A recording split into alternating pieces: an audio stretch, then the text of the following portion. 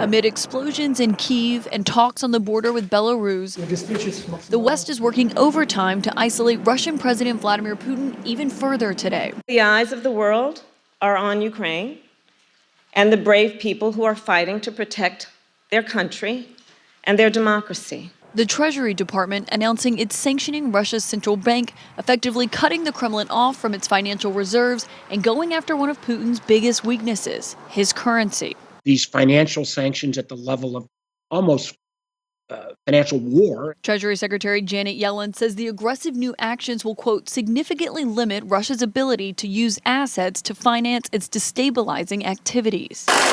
As the ruble plunged and the Moscow Stock Exchange remained closed, Putin huddled with his economic advisors. Meantime, President Biden spending over an hour on the phone with European allies amid a remarkably united response to Russia's unprovoked invasion. That call happening hours after Biden chose to largely ignore Putin's decision to place Russian nuclear forces into, quote, special combat readiness. We've seen Mr. Putin's announcement.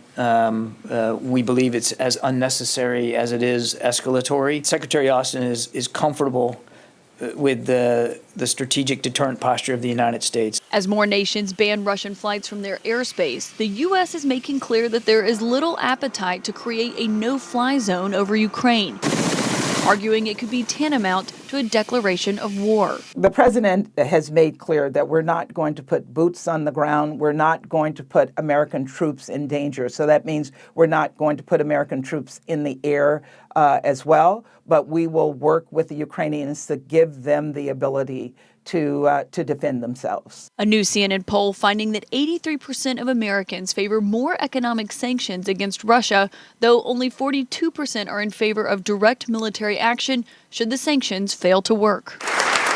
All this coming as Biden is preparing to address the nation and the world tomorrow night during his State of the Union address. President Obama gave a speech during the worst financial crisis of our lifetime. President Bush gave a speech shortly after the worst terrorist attack on our homeland ever. It's always about expressing how you're going to lead the country.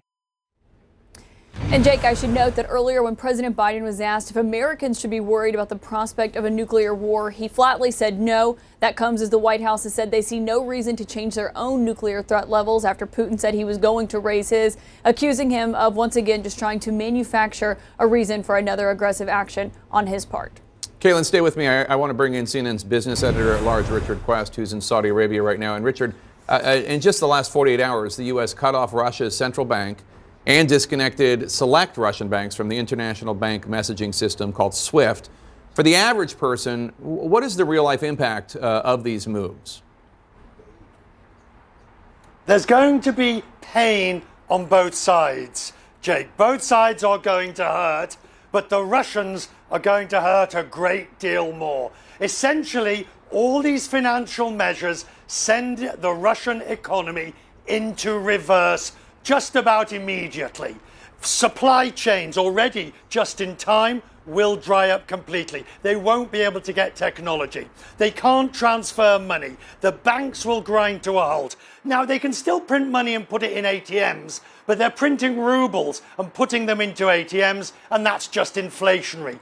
So on the other side, of course, Jake, we are also suffering from inflation. But the effects that we will bear will be nothing compared to the Russian economy as these sanctions bite. The economy is being throttled. It'll take a bit of time, but it'll work.